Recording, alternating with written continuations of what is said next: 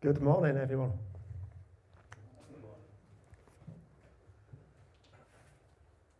I wonder, have you ever tried to predict the future? I don't know whether you've ever tried to do that or try and predict where will technology go? What will technology look like in the next 2, 3, 4 years? I don't know what you think of this slide really, but whether children's toys are going to end up becoming jetpacks so children can zoom and fly around all day. Maybe that's what children's toys will look like in the future. Possibly not. I think that the idea of that sounds quite cool, but also quite scary and dangerous at the same time. But it's not always easy to predict where technology is going to go. If we go back 20 years ago, I was returning from the US after spending 4.5 months working with a company that did wireless protocol analysis called Wild Packets. And I was returning to the UK, having spent and worked with them for about 4.5 months. And while I was out there, one of the things I did was I studied for my Certified Wireless Network Administrator qualification. It was version 1 of the course. And Wi-Fi wasn't the brand name it is today. In fact, if you'd said Wi-Fi to people back then, most people would say, what is that?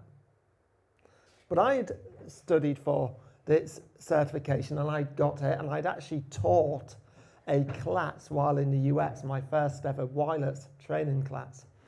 And I came back to the UK like a child with a new toy. That's what I was like. I was excited. What was I excited about? Well, I'd basically fallen in love with wireless technology. And I got back to the UK and I wanted to tell everyone I could about its new thing called Wi-Fi that was going to change the world. Do you know what most people said to me? They told me I was wrong.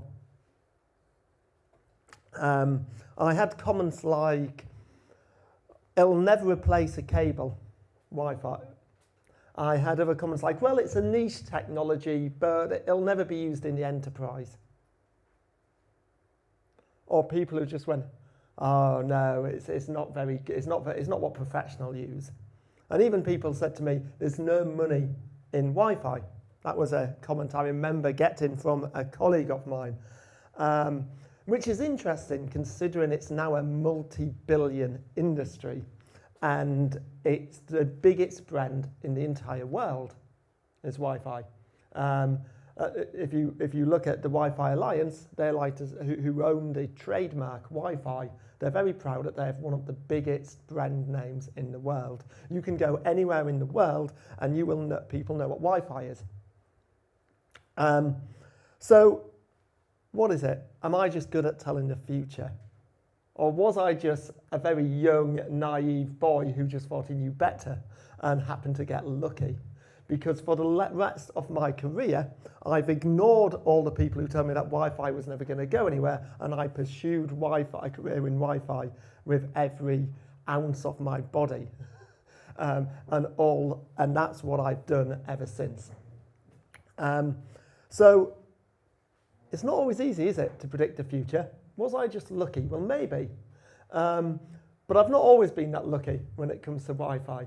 A number of years ago, I was at an event speaking, very lightest event, and it was at the time when 802.11 AC was still in draft format. And I'd been lucky enough to get a copy of the draft and read some of the what was coming. So I titled my talk, "The Future's Bright, the Future is Multi-User MIMO." I was wrong. The future's never been about multi-user MIMO.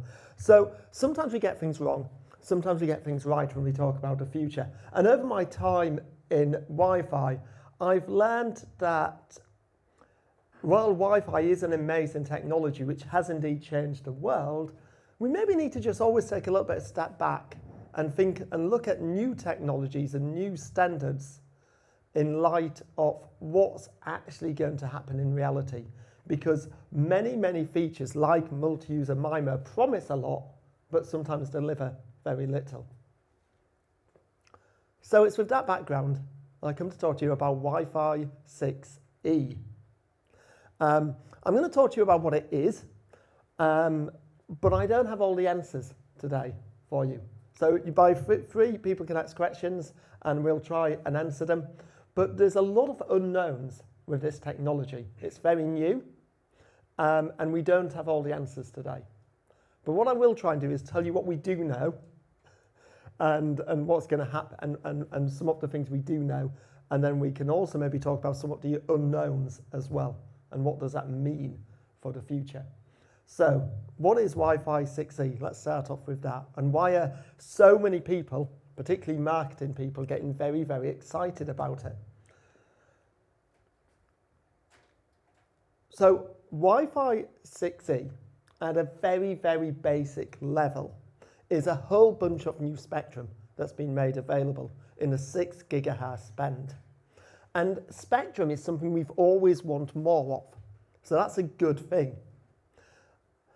What it really means from a technology point of view is we're putting 802.11ax technology in the 6 gigahertz band.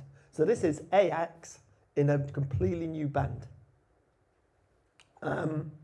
And why do so many people get excited about it? Well, mainly because of how much extra spectrum we're getting, particularly if you're in the United States, which we're not. But let's talk about what they're getting in the United States, and then we'll talk about what we're getting in Europe. If we look at this is a new spectrum here, and you will see that in the United States, they're getting 1.2 gigahertz of new spectrum. That is a lot. That is more than we currently have in the 2.4 and the 5 gig band put together. Okay, it's more than double. That's quite exciting. It's crossing, in America, they often talk about their band, unlicensed bands as uni-bands, and it's crossing what they call uni 5, 6, 7, and 8. And it's continuous spectrum, so there's no gaps. If you look at the 5 gigahertz band, we have different bands, but there's gaps in the middle, so we don't have a continuous stream of spectrum. That gets to be quite important. And that gives us an extra 59 20 megahertz channels. That's a lot. 59 extra channels, or 29 40s, 14 80s, or 7 160 megahertz wide channels. So depending on your channel width, depends on how many extra channels you get. In most European countries, they're not going to be opening up that amount of free spectrum. Okay, we're probably going to be getting about, well, in Europe, what's been approved is 500 megahertz of extra spectrum. So a little bit less than half what the US are getting. It's still good, it's still extra spectrum, it's still a load more channels, but it's not quite as much as they're getting in the US. And it's important that we realise that as we start to assess this technology and look at what the options are. So at a very basic level, that's what Wi-Fi 6 is. It's a bunch of extra spectrum, loads more channels. Let's compare it to what we've currently got then. Sorry, that's the next slide. On this slide, this is a slide that just shows how the world is split up between how much extra spectrum is going to be available. So a lot of places like North America, Canada, some of Southern America are basically getting the whole 1.2 gigabits of extra spectrum. These places in dark purple, most of Europe has adopted 500 megahertz of extra spectrum. And where you've got lighter purple and lighter green, they're countries that's considering opening up spectrum. So it's a constantly changing landscape of which countries are going to open up what spectrum for 6 gigahertz Wi-Fi. There's a link here, though, if you want to ever get a current update, you can go to that link and find out exactly the current status. So let's compare it to what we currently have. And first of all, let's compare what they've made available in the US, and then we'll have a look at what's been made available over here. It's quite interesting when you look at the US, you can see why people are getting quite excited. If we look at 20 megahertz channels, well, we have 3 in the 2.4 gig band, 3 non-overlapping channels. 25 is available in the US in the 5 gigahertz band, and then an additional 59. You can see how much extra spectrum we're getting. This is a game changer in terms of capacity, number of channels. Even if we come down and look at 40 meg channels, we're going to get more new 40 meg channels than we do have current 20 meg channels. And if we look at the 80 megahertz band, 14 80 meg channels compared to 12 40s in the 5 gig band. So if there's any environments where you're currently deploying 40 meg 5 gigahertz channels in Wi-Fi 6E, you're probably going to be able to deploy 80s with the same in the same sort of ways without having sort of co-channel interference, because we've got all that extra channels. So we can now realistically start using wider channels. Before now, we would always probably recommend people stick to 20s or 40s. Why? Because it just, if you go to 80s 160 megahertz, we don't have enough channels to deploy it without getting co-channel interference in an enterprise deployment. But it all changes with Wi-Fi 6E because we have so many more channels. Or at least they do in the US.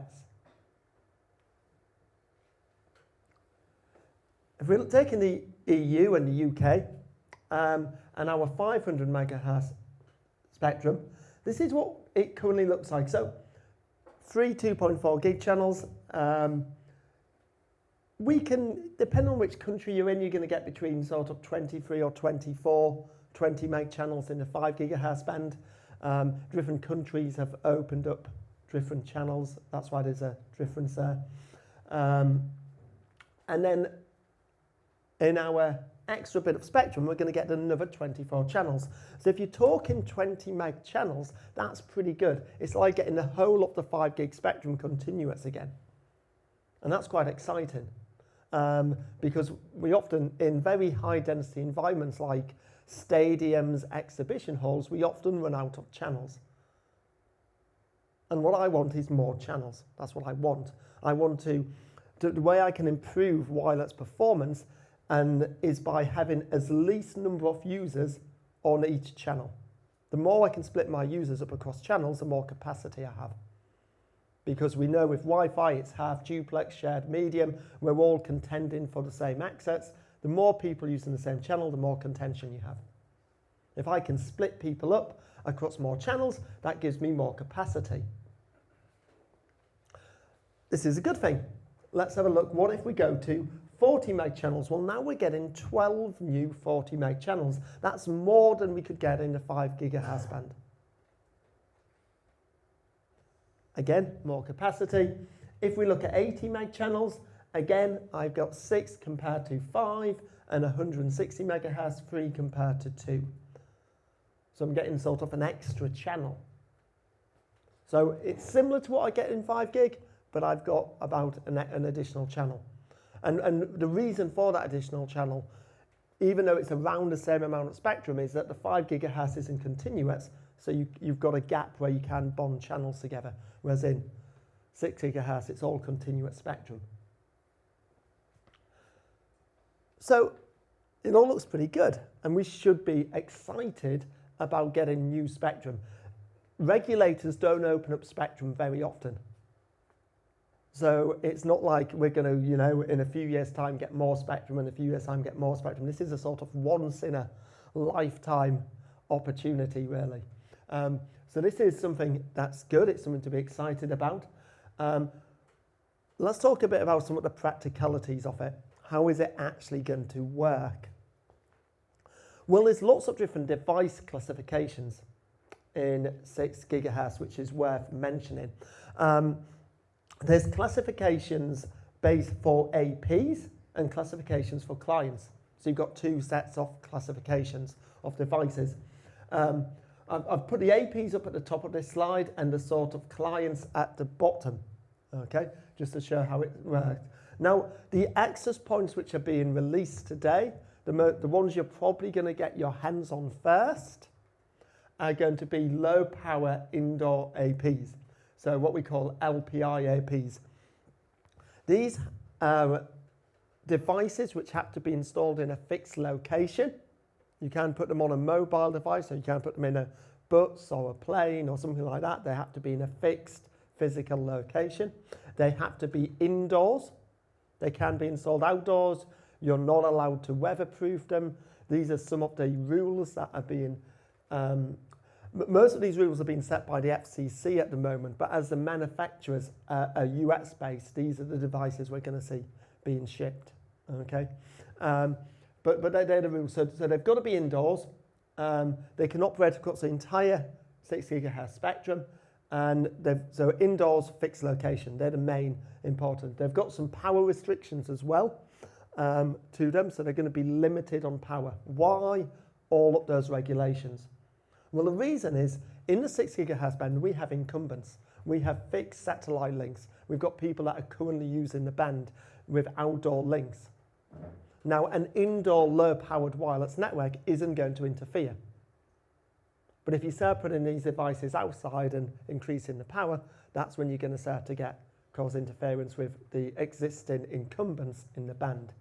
So a lot of these regulations are all about playing fairly in this spectrum with the people who are already using it.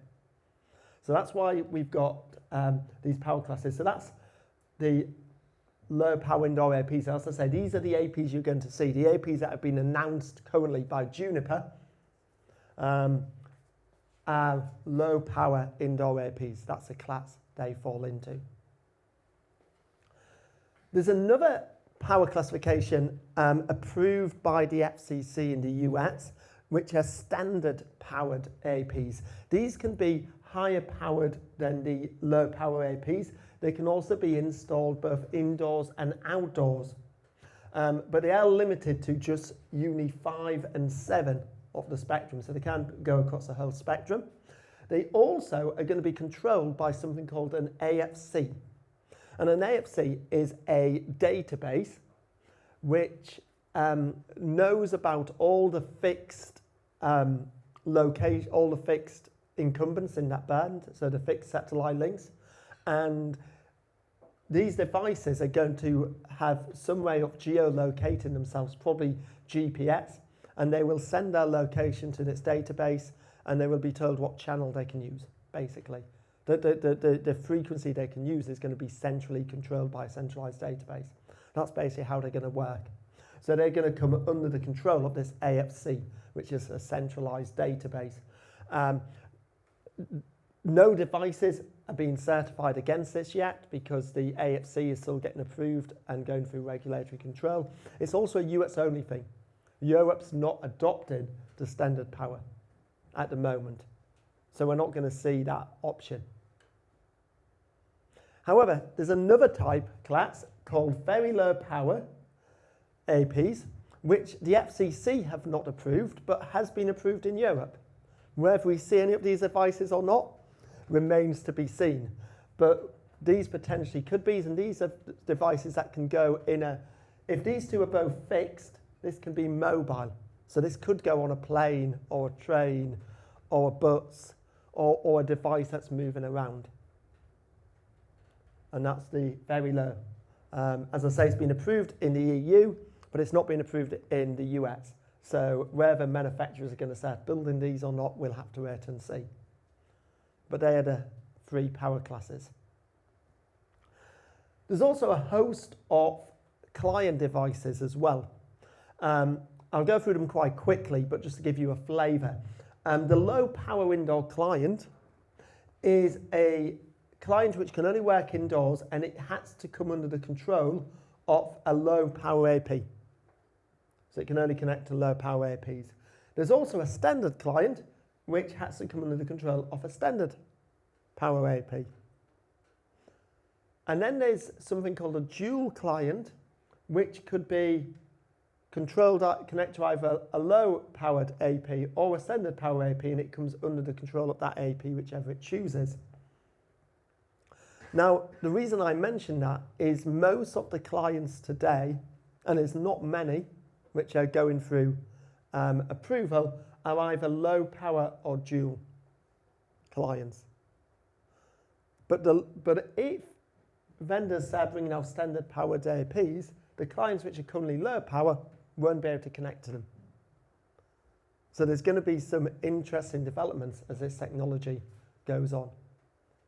Only if you get in dual client will it be able to connect to both. There's also a client which is called a subordinate indoor device. This would be probably like another access point if it's working in match. So if you've got a Juniper-Mist access point working in match on 6 gigahertz, the mesh end, the remote end, would be a subordinate indoor device. There's also a fixed client as well for like point-to-point links, which would connect to a standard power AP as well. So that gives you an overview of some of the device classifications that's happening. And these are all devices that are coming out are having to be certified in one of these classes, both clients and APs. Now, one of the interesting things with Wi-Fi 6, and this is something which I want to spend a bit of time talking about because I think this is something that's really interesting, is the discovery options. When I talk about discovery, I talk about how does a client discover an access point? Now, if we think today, how does current Wi-Fi clients discover APs in the 2.4 and the 5 gig band? There's two methods. It's what we call active scanning and passive scanning. Passive scanning is we just listen to beacon frames. Beacon frames are transmitted from access points typically about every 100 milliseconds. Okay? And we can, as a client, I can listen on a channel, I can hear beacon frames, and I can discover that access point. What's the other option? The other option is to do active scanning. That's when a client's going to send out a probe request and get a probe response back. And it's a little bit quicker than having to wait a full 100 milliseconds on a channel. If I can go on a channel, probe request, probe response, next channel. And I can go for every single channel and I can discover all the access points. Then I can say which one do I want to connect to, and I can pick. Now we're introducing a whole another chunk of spectrum. How long does it take a client if it's going to scan every single channel, sending out probes? An awful long time. It already takes a long time just with all the 2.4 and 5 gigahertz. In fact, sometimes when a client's roaming, let's look at a roaming client. I'm connected to an AP over here. I'm moving over here. It gets low, low, low, low, low. I hit a threshold, which is my roaming threshold, and I go, I need to move to another AP. What do I do now? Well, I have to go off channel, start scanning all the channels. All the time I'm walking away further and further. And I've got to get through all the channels, scan them all, pick an AP to connect to before I lose connection to this AP. Sometimes that can take too long. Even today it can take too long. And that's why the 802.11 standard introduced things like 802.11k and V, where you can get neighbor reports from the AP to say, hey, your neighboring AP's on these channels, so you don't need to scan every channel. There's mechanisms to try and improve it. But now we've added a new chunk of spectrum, that scanning time is going to be even longer. And if you're in the US with, 58 20 megahertz channels, that's going to take a really long time. So it's impractical for clients to start scanning every channel. That's just becoming practical with another chunk of spectrum. So what do we do? Well, there's 4 options. These are 4 options in the specification and in the standard, okay? Not everything in specifications and standards get implemented. So I'm going to tell you that with that preserver, but these are the options. There's something called a reduced neighbor report. This would be inside beacon frames, and it would list neighbors, which could be a neighbor, could be another AP, or it could be another radio in that same AP housing. So on the 2.4 and on the 5 gig band, I could discover 6 gigahertz radios by just listening at the beacons on just the 2.4 and 5 gig. So we call this out-of-band discovery because I can discover 6 gigahertz APs when looking on 2.4 and 5 gig. The other favorite method is looking at multiple BSSID beacons. Now, a access point can advertise multiple SSIDs in one beacon. And I'm going to show you that in a little bit, show you what that actually looks like to try and show you some real Wi-Fi 6 packet captures, because multiple BSS beacons is actually compulsory in Wi-Fi 6E. The other thing is we've got passive and active scanning. Passive and active scanning is the ability to do, one of the things is passive, we can listen to something called a concise beacon, which will be quicker.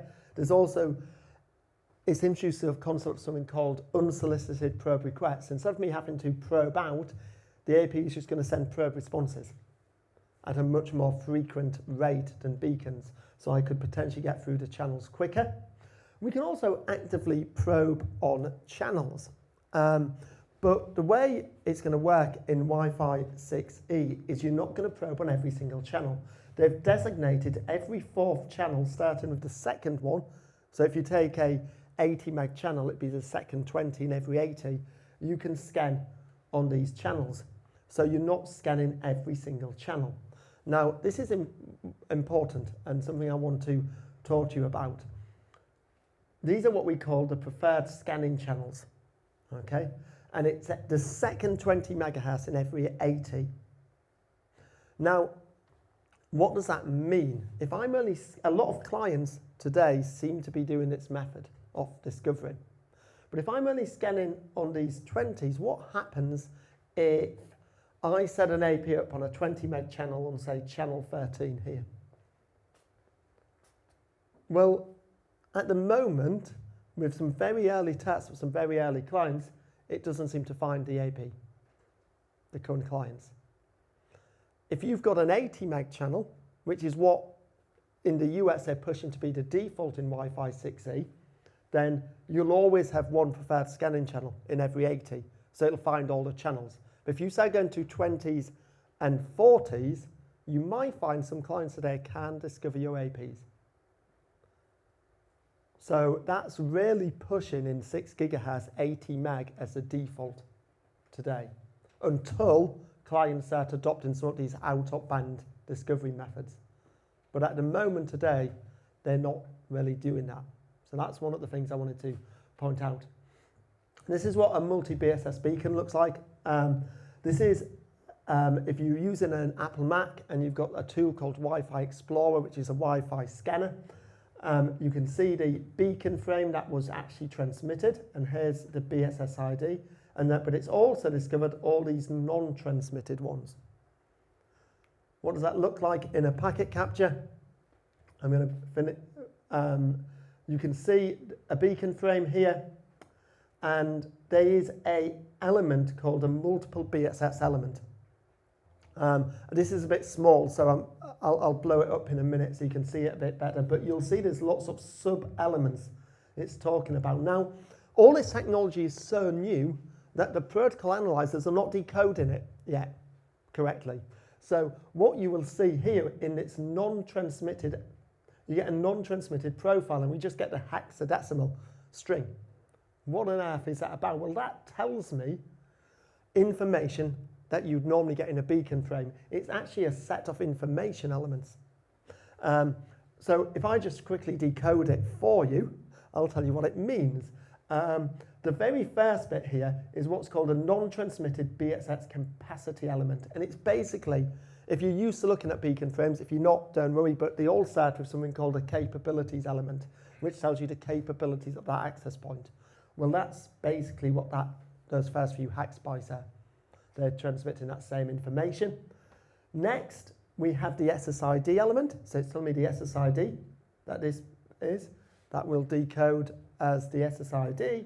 And then finally, you have something called a BSS index, which is a value which I can use along with the BSS ID of this packet and this little max BSS indicator, and I can calculate what the BSS ID is for this frame.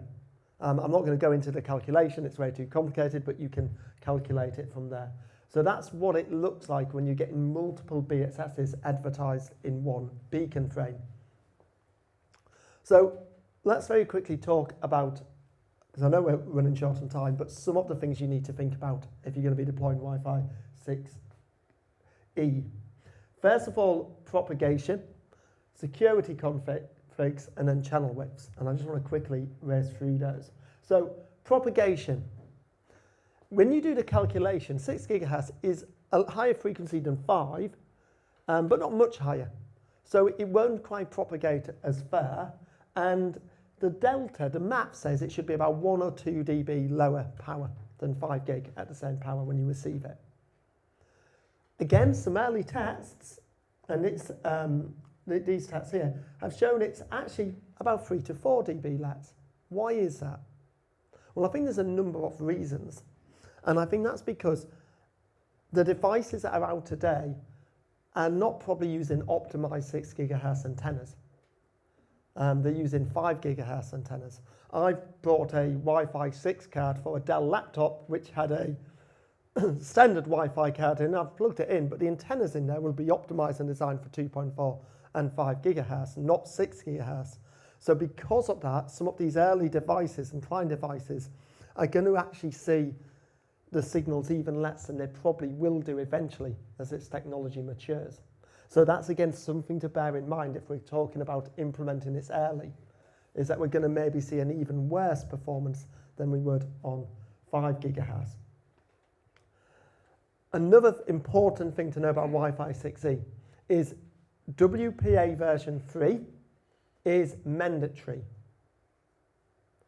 OWE is mandatory. All traffic is going to be encrypted. You can use open SSIDs, you can use WPA version 2 or 1. It is not possible.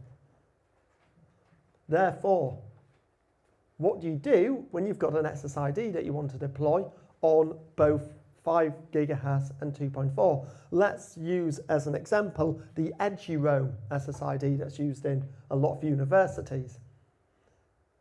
They want everyone to be able to connect, so in 2, 4 and 5 gig, they're probably going to deploy that with WPA version 2, because that's what it's currently deployed with. There's a lot of clients that can only do WPA version 2. You can't do WPA version 2 in 6 gigahertz, so what are you going to do in 6 gigahertz? You're going to have to make it WPA version 3.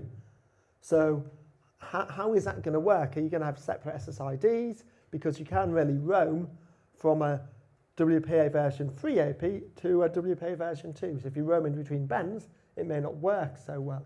So I personally think what 6 gigahertz are going to have separate SSIDs from the other bands, at least initially. You will have to have a different name, and it'll have to be a different SSID because it's going to have different security requirements. So that's something that we need to think about as we're deploying this technology. So these are my takeaways before I finish today. In terms of 6 gigahertz and designing for 6 gigahertz, the design is going to be fairly similar. If you're doing high capacity 5 gig designs, in terms of the methodology, it's going to be quite similar. It's going to be look slightly different attenuation. But you're going to have to adopt WPA version 3. So you're probably going to be spinning up more SSIDs than you are today, having different SSIDs in the 5 gig and in the 6 gigahertz band. That is my suspicion. And because of what we've said about these preferred scanning channels, I think 80 megahertz channels will be the default in 6 gigahertz. I think that's going to be the default channel width, which is, you know, it's a good thing. Wider channels, more capacity.